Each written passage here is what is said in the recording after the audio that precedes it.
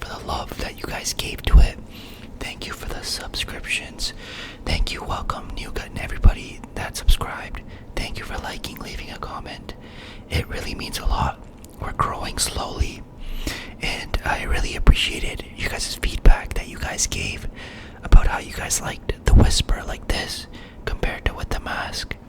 And I'm probably gonna make more videos like this so that way you guys are able to relax, kind of, because I know the content here is not as relaxing, but some of you guys are psychopaths and sociopaths, so some of you guys might find it relaxing. But anyways, I just want to say thank you so much. I really appreciate all the support you guys give me. And today we're back with another video. This one is an unsolved murder that still haunts California. And if you don't know by the pictures, this is the Keddie Cabin murder inside the grisly quadruple homicide. Yes, it is still unsolved to this date. Alright, let's get right into the content of today's video. Okay,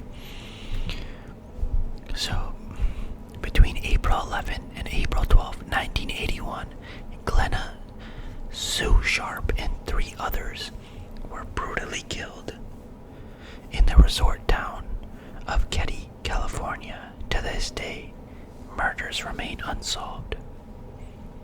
So on the morning of April 12, 1981, Sheila Sharp returned to her home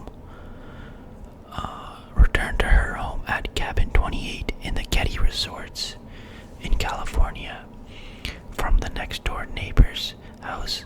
What a 14-year-old girl discovered inside the modest 4-room cabin instantly became one of the most macabre scenes in modern American crime history and has come to be known as the gruesome Keddie murders. Inside Cabin 28 were the bodies of her mother, Glenna Sue Sharp, her teenage brother John, and his high school friend Dana Wingate. The 3 had been bounded by medical and electrical tape and had either been viciously stabbed, strangled, or bludgeoned.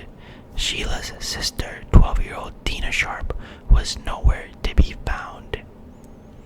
Stranger still, in an adjoining bedroom, the two youngest Sharp boys, Ricky and Greg, as well as their friend and neighbor, 12-year-old Justin Smart, were found unharmed.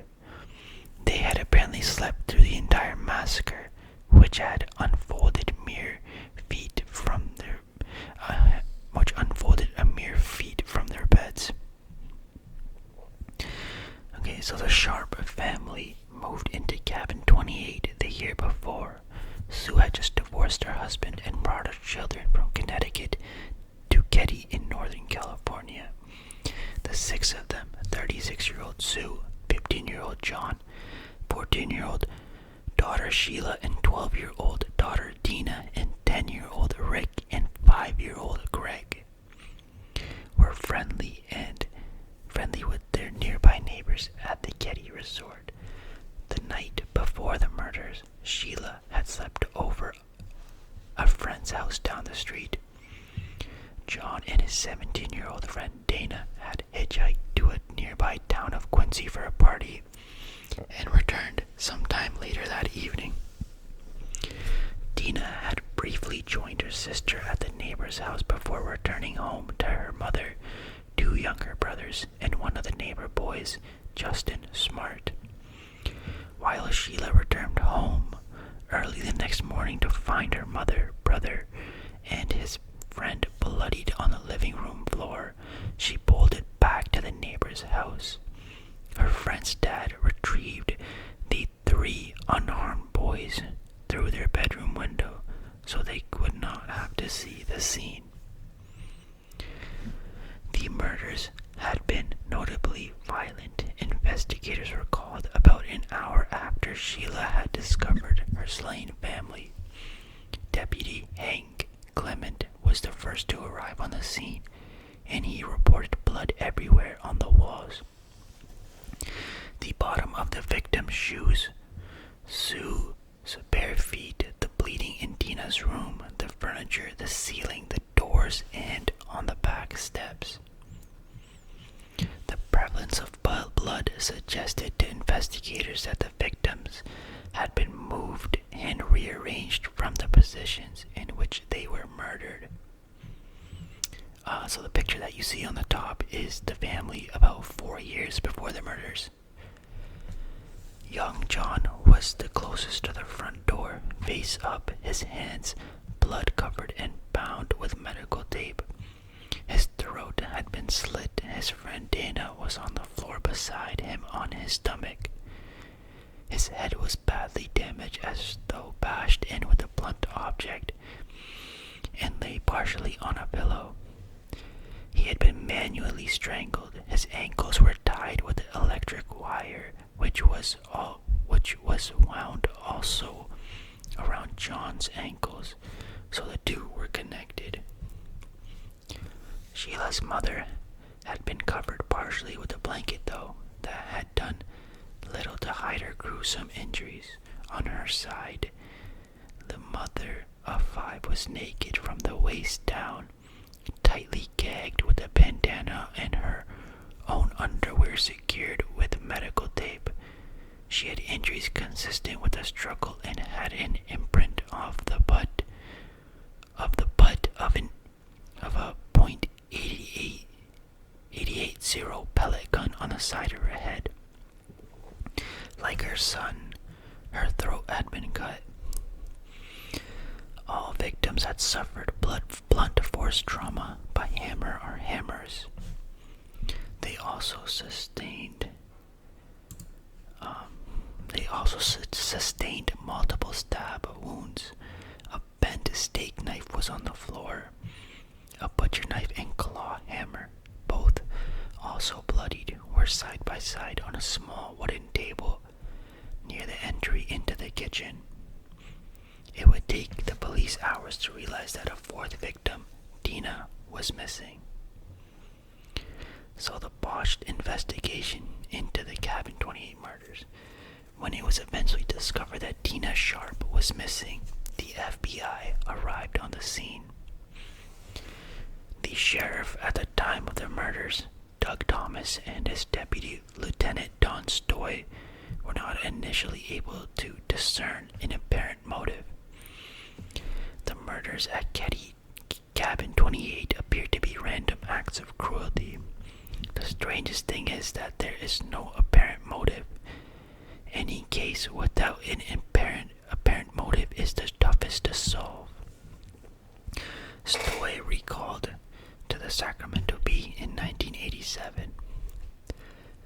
Further, the home did not indicate forced entry, though detectives did recover an unidentified fingerprint from a handrail on the back stairs.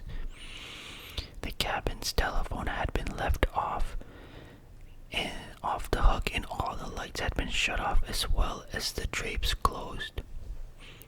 More confounding is that the 3 youngest boys were not only untouched, but allegedly unaware of the event, even though a woman and her boyfriend in the cabin next door awoke around 1:30 a.m. to what they described were muffled screams.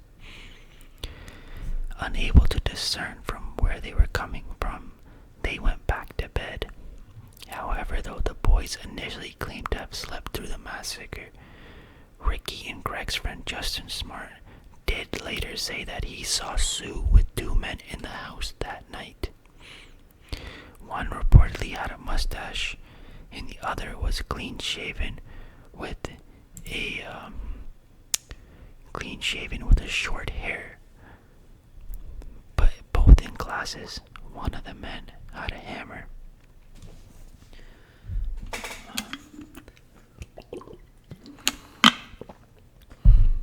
Justin reported that that John and Dana entered the home and argued with the men, which resulted in a violent fight. The Tina was then allegedly taken out the cabin's back door by one of the men. Allegedly, a lot of potential evidence was collected at the scene, but because this was pre-DNA testing, very little helpful information was found at this time. Sheriff Thomas called the Sacramento Department of Justice, which then sent in 2 special agents from their organized crime unit, not homicide, which struck many as odd.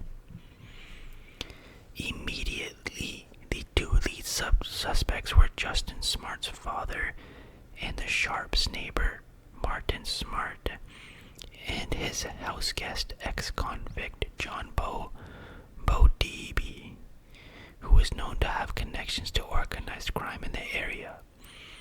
Both men had been seen in suits and ties, behaving oddly in that bar the night before. Martin Smart later told police that he had a hammer that matched the one discovered, and also that his hammer had gone missing shortly before the murders.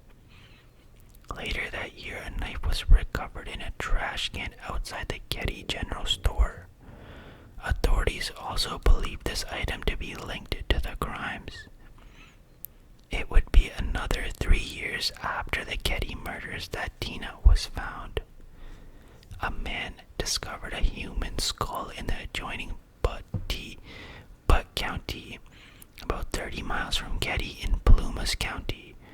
Near the remains, detectives also found a child's blanket, blue nylon jacket, a pair of jeans with a missing back pocket, and an empty surgical tape dispenser.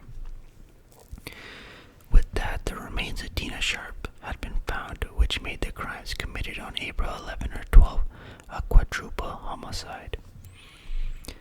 The Butte County Sheriff's Department soon received an anonymous call asking, I quote, I was wondering if they thought of the murder up in Keddie, up in Plumas County a couple years ago, where a 12-year-old girl was never found, unquote.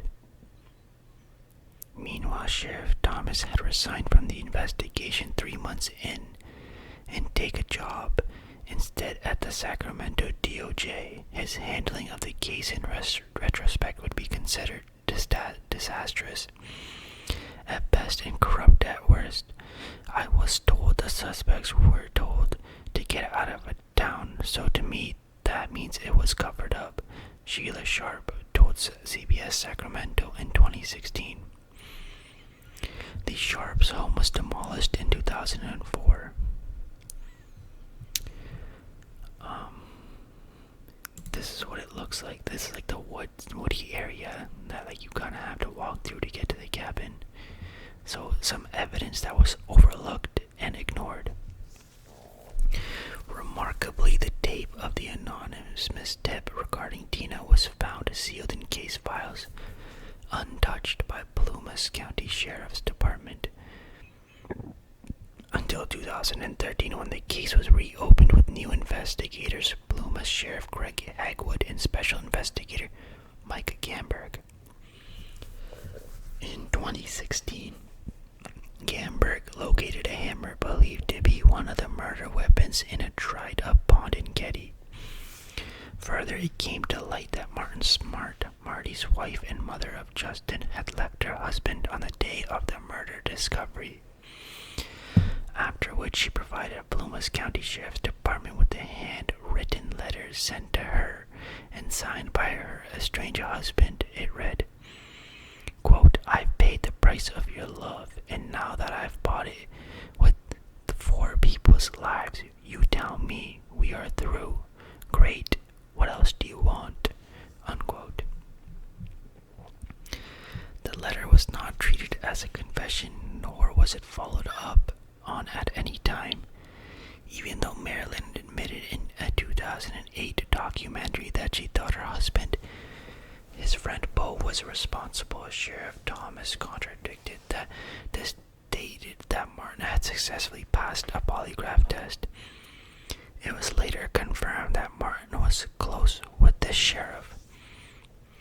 In 2016, Gamberg met with a counselor at the Reno Veterans Administration The anonymous counselor told him that in May 1981, Martin Smart had confessed to killing Sue and Dina Sharp.